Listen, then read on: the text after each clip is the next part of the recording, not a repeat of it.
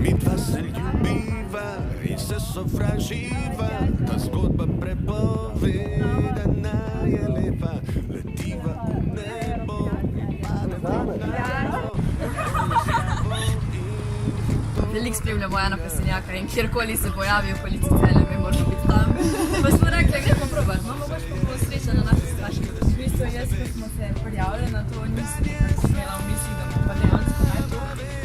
Ampak ja, pač nerealno. Jaz sem pa dejansko imela intuicijo, da bomo izbrane, pač ne vem zakaj, ampak vsak dan me neki, pač ne vem, sem razmišljala o čemerkoli, pa me je to zadel, ja, jaz mislim, da bomo res izbrane tokrat.